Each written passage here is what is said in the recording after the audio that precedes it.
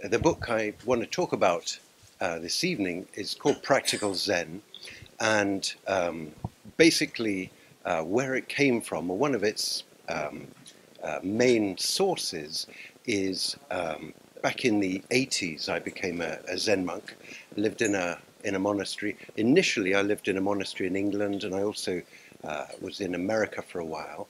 And one thing that I spotted, didn't quite believe it for a year or two, but it became more and more clear, was the people who'd sort of gone furthest in their practice, the people who were most sort of advanced, if you like, seemed to be the sickest. And I was pretty gung-ho myself. I was sort of going quite hard at it all. And so this was going to be my future too. And so that kind of set me off really on an exploration. And subsequently, I found that this is true in other fields too. I've met people who are, for example, energy healers, Kabbalists, New Age practitioners, various kinds. And it seems like there's a sort of a little bit of a correlation in many cases between sort of years of practice, depth of practice, and physical and energetic frailty. So I started searching around what to do about this, and I ended up in Japan, and I studied with a Zen teacher in Japan, who I was just over visiting a few days ago, and he kind of guided me into a system which is well, just from January the 18th this year, we have the 250th anniversary of this system of practice and the teacher who founded it. And the image that's used is the two wings of a bird. So the teacher was called Hakuin back in the 17th and into the 18th century, and at that time he was a Zen practitioner and struggled with finding a good teacher. So he found basically he had to kind of work it out himself from first principles. He did very well. He got some early gains, some very significant spiritual openings, and then by the time he was in his mid-20s, he found himself also running out of steam energetically.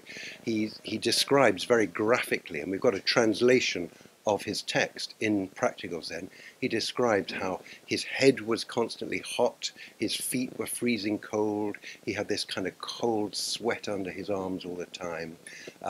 He kind of had these kind of waking visions.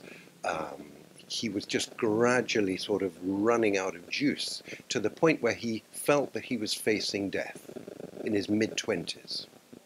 So this set him off in his turn on a bit of a quest, and he ended up, according to his account, finding a hermit living in a cave in the mountains above Kyoto, in the old capital in Japan.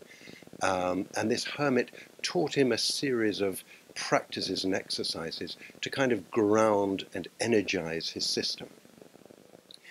Now, he went on to become a very significant Zen teacher, Hakuin, after he put these things into practice and put himself back together again.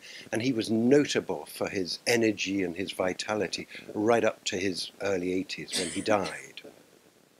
And so he went on to teach in a tiny little temple at the base of Mount Fuji. I was there just a few days ago for the 250th anniversary. And it's still a tiny temple now. So he started to teach, and within a year or two, this little temple was full. There was no people were coming to study with this quite significant new teacher. There was nowhere for them to go. So he started to group these guys into little groups of 3 and basically send them off into the landscape. And they just found old fishermen's huts, old shrines. Some of them even camped out under trees until the whole landscape around the area became a sort of a spontaneous, homespun practice dojo.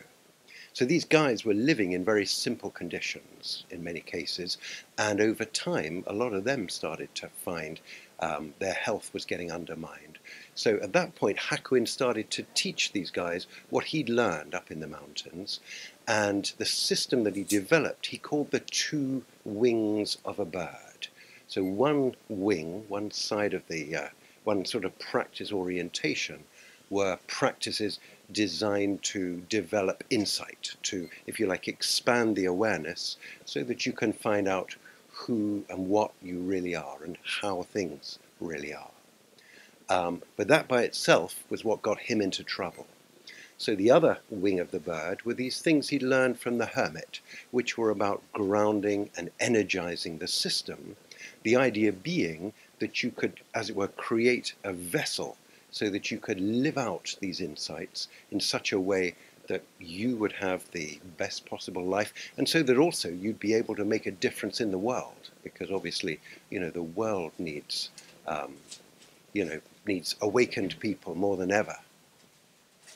So this is what I learned in Japan, and it got sort of fairly tested to destruction. My own teacher, when things were looking like he was going to have me as his successor, he basically filled up the temple with homeless people and crazy people and kind of stepped back and said, right, get on with it. And I had to get all the money in, I had to keep order, had to keep the place running, had to keep the whole thing going, basically. And so I was running on about 3 hours sleep for ages, really. And these practices just carried me through. Amazing, really, really helped. So I got back to the UK June 2007, 10 years ago. And I didn't have any invitations over here or anything really. I didn't have any money even. So I went down to the south tip of the Isle of Wight and I just started walking northwards. I had my robes on, a little bit more formal than this, and my bowl, and I just basically lived on food that people put in my bowl. So I started at dawn on midsummer 2017, 21st of June, and about maybe 9:30, I guess, I was walking up this little country lane, and this car pulled in beside me, window went down. The lady said, are you Daizan? And I said, yeah. And she said, I heard about you on Isle of Wight radio. Will you teach me to meditate? And I said, all right. So she kind of pulled the car into the verge and she got out and we sat down on the grass. She sat down on my rucksack sort of thing and we did some sort of meditation there. And that was kind of the beginning of it all, really. So it all started pretty homespun. And here we are in Watkins. And Watkins has been a big place for me over the years. I guess maybe it's been a big place for you too. So for me, this is kind of special. So thank you so much for coming down. Now, time-wise, are we still all right for a little bit more? Okay. So,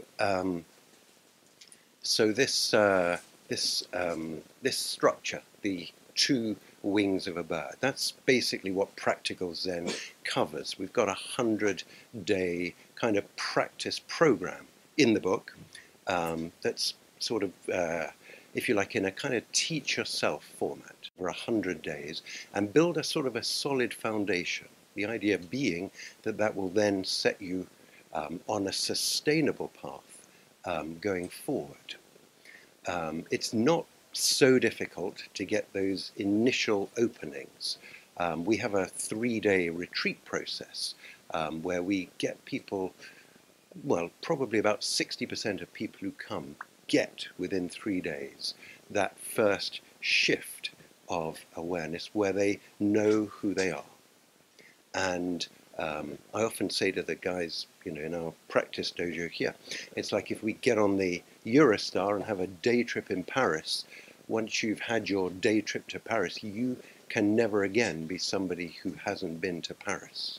So in that sense, it's kind of very significant.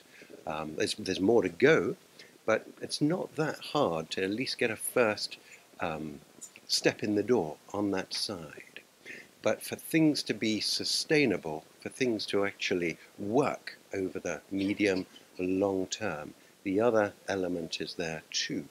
So we've got roughly half the time in the 100 days where we're working on the two wings of the bird, each of the two wings, and then at the end we sort of bring them together into a kind of an integrated practice. So that's kind of the way it's sort of structured, the way it kind of works together. It's been a decade now. I've been sort of sharing these things with people in the UK, and I've found it's really worked extraordinarily well. People come to me and say things like, living in London, it used to be, I'd kind of like battle on the tube, crazy job, battle home again. All I had left was to say hello to the kids, and that was about it for my day. I was just exhausted. Do these practices, and suddenly I've got a bit more juice in the tank. I can actually, I've got enough left over to do a little bit of practice in the day, and actually, life becomes that bit more sort of manageable. So it's been really very gratifying over the last 10 years to see how this kind of structure works very well.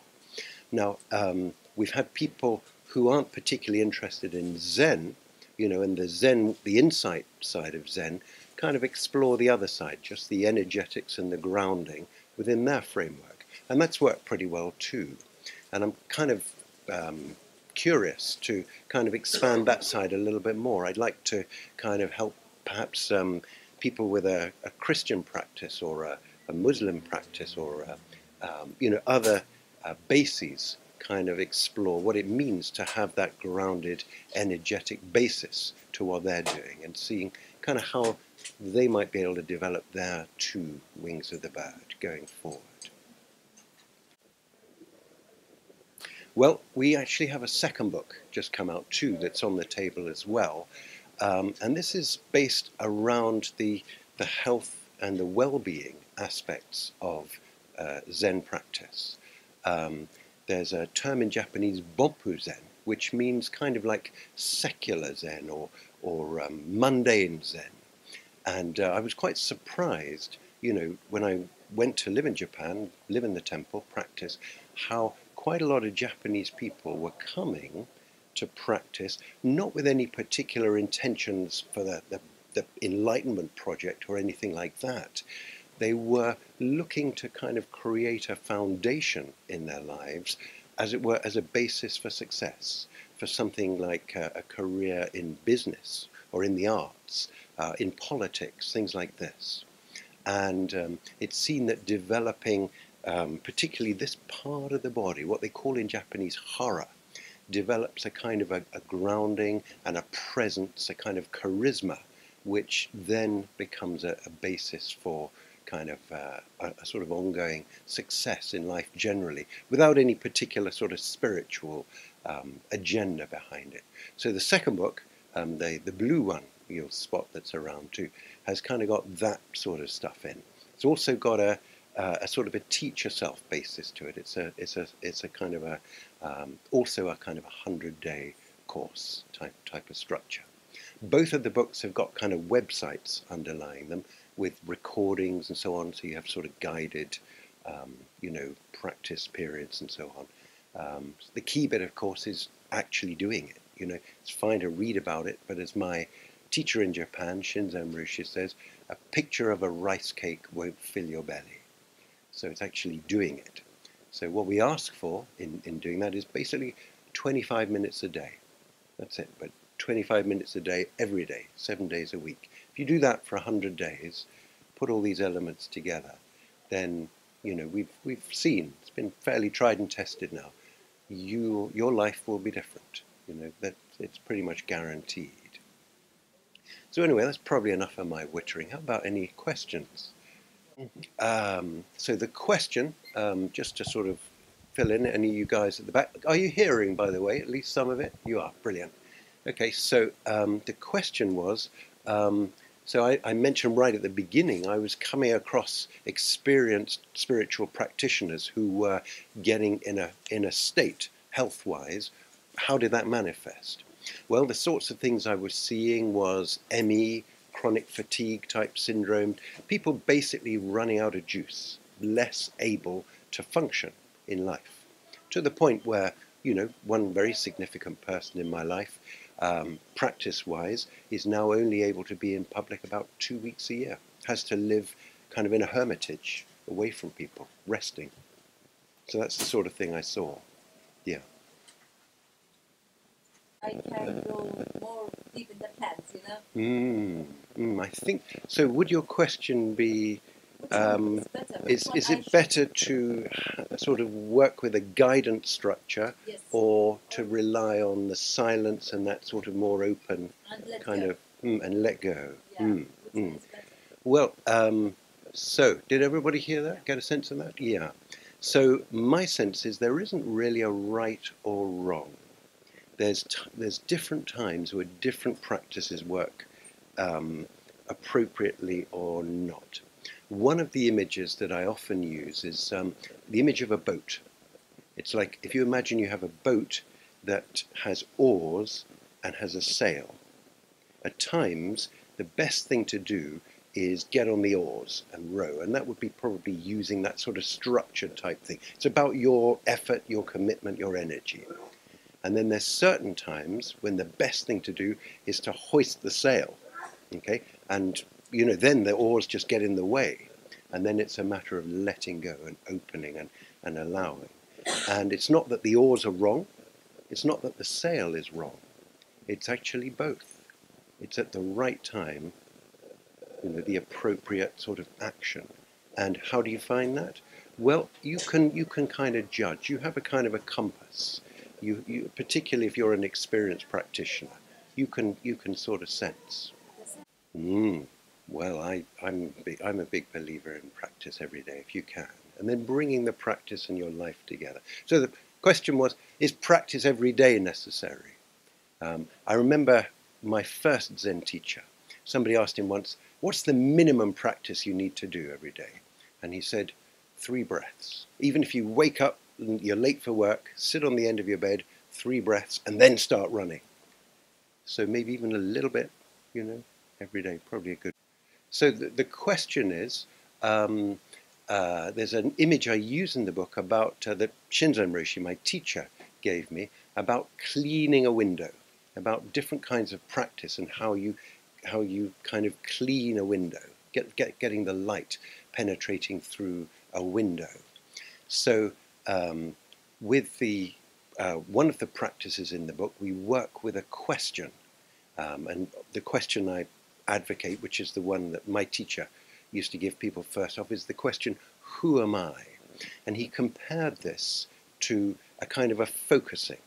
So it's like you've got your window that's caked with paint or dirt or whatever, and your question is like taking a little corner of the window and really focusing on that. And by providing that focus, typically you get the light coming through more rapidly than somebody who does the kind of broad strokes approach, if you like, of not any particular sort of focus point. Now, the value in that, of course, is that whether you clean a little corner of the window or whether you clean the whole window, it's the same light. Okay, there's different intensities, but nevertheless, even a little corner, even a little shaft of light coming through is it. So his view, and you know the view I've tended to promote, being here back in the West for the last 10 years, has been, okay, let's get a little bit at least coming through early on, so that then there's no question. I know what the light is. There it is, you know. So that was the sort of thinking. Now, was there something within that you wanted a little more?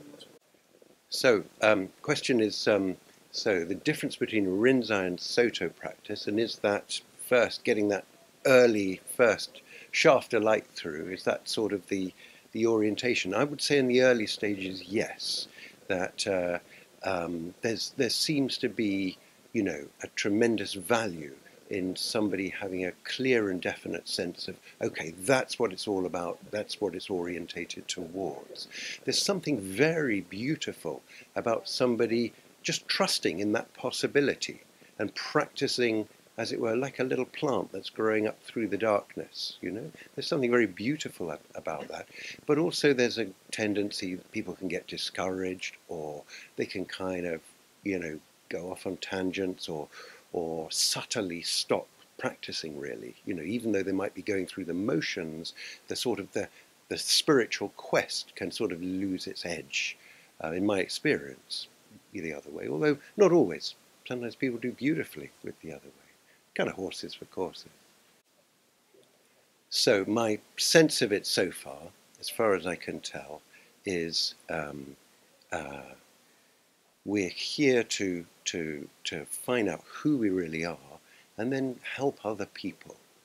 And what that seems to come down to is really kindness. You know, we ultimately seem to learn to be kind to ourselves and kind to others, and to within all of that, we move from a sort of a sense of me as a fixed, solid lump, like a billiard ball rolling across the table of life, to seeing that that is just completely not how things are. That we aren't a thing in a world of things. We're much more like a dance in a universal dance, if you like. And so maybe our purpose to be here is to... The question is, you know, looking back over life, when we see the mistakes we've made, the people we've hurt, the harm we've caused, how can we make amends? What can we do about that? In many cases, we don't necessarily even have any contact with those people that we've harmed previously. So, in some cases, we can make amends in the sense of we can go, we can apologize, we can do certain things. In many cases, as you say, we can't. Now, we nevertheless can do, in just about in all cases, we can do something. You know, we might not be able to help a person that we harmed previously, but there may be somebody else we can help right now, and that seems to make a difference. A big part of this, I think, is realizing that we are going to make mistakes, okay?